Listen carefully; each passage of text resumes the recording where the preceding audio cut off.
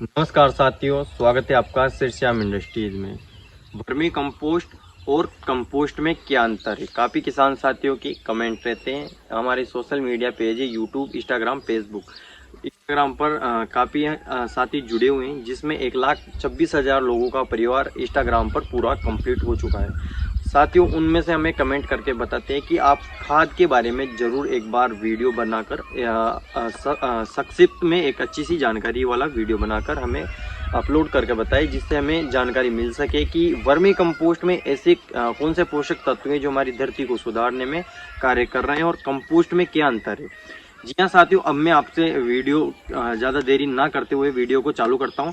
Compost क्या होती है? कंपोस्ट साथियों, गोबर जो होता है, हमारे पूर्वज जिस प्रकार से गोबर रेवड़ी में डालते थे, उसी प्रकार से हम उस गोबर को एक जगह डाल देते हैं, एकत्रित कर देते हैं। उस खाद को गलने में, सड़ने में टाइम लगता है। बैक्टीरिया उसको बनाता है, जिसमें साल भर का टाइम लग जाता है। और वर्मी कंपोस्ट की बात करें तो इसे केंचुए द्वारा तैयार किया जाता है। केंचुआ मल के रूप में गोबर को त्यागता है और अच्छी प्रकार की वर्मी कंपोस्ट हमें तैयार करता है, जिसे वर्मी कहा जाता है। कंपोस्ट साथियों बात करूं तो इसे कवक, बैक्टीरिया और जो सूक्ष्म जीव होते हैं, इनके द्वारा विघटित किया जाता है। साथियों, इसी प्रकार अगर अपन कंपोस्ट की बात की, वर्मी कंपोस्ट की अगर मैं बात करूं तो वर्मी कंपोस्ट के अंदर जो केंचुआ होता है वो केंचुआ खाता है। इसे सूक्ष्म जीवों द्वारा और कवक, बैक्टीरिया द्वारा गलाकर, सड़ाकर तैयार नहीं किया जाता। कंपोस्ट साथियों, कंपोस्ट में पोषक तत्वों की मात्रा कम होती है। जैसे मान लीजिए आप एक बीघा आपकी जमीन है, उसमें आप कंपोस्ट की खाद डालते हैं तो अपना वहाँ पे कंपोस्ट ज़्यादा मात्रा में डलता है। वहीं अगर अपन वर्मी कंपोस्ट की बात करें तो वर्मी कंपोस्ट के अंदर हम प्रति बीघा में 2 क्विंटल डाल सकते हैं शुरुआत, जिससे को हमारी फसल को कोई नुकसान नहीं होगा।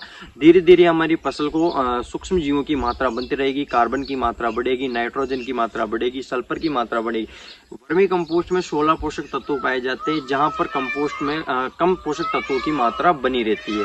इसी के साथ में साथियों, जो हमारी वर्मी कंपोस्ट होती है, ये मिट्टी की उर्वरता शक्ति को बनाए रखती है, मिट्टी की जलधारण क्षमता को बनाए रखती है और मिट्टी को उपजाऊ बनाती है, जिससे हमारा जो वाटर एब्जॉर्ब करने की शक्ति है, उससे हमारी मिट्टी में ज़्यादा जलधारण क्षमता बढ़ती है और फसल की पैदावार अच्छी मिलती है, किसान को आमदनी अच्छी मिलती है।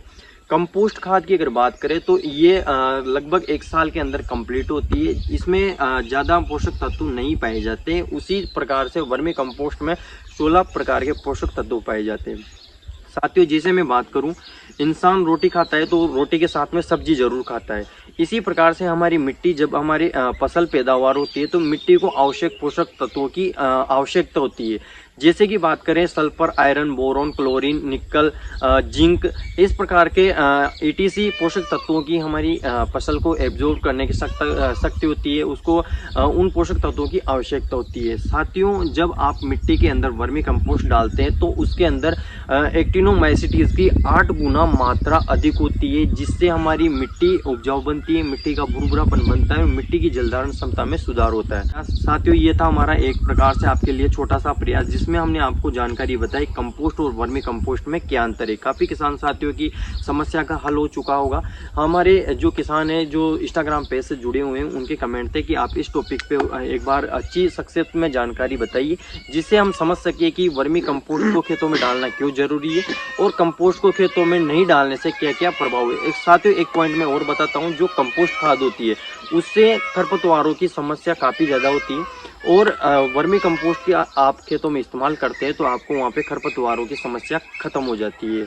इस प्रकार से साथियों, इस वीडियो को आज इसी टॉपिक पर समाप्त करते हैं और अगला वीडियो किस टॉपिक पे होना चाहिए जिसका कमेंट आप हमारे डिस्क्रिप्शन में और कमेंट बॉक्स में दे सकते हैं।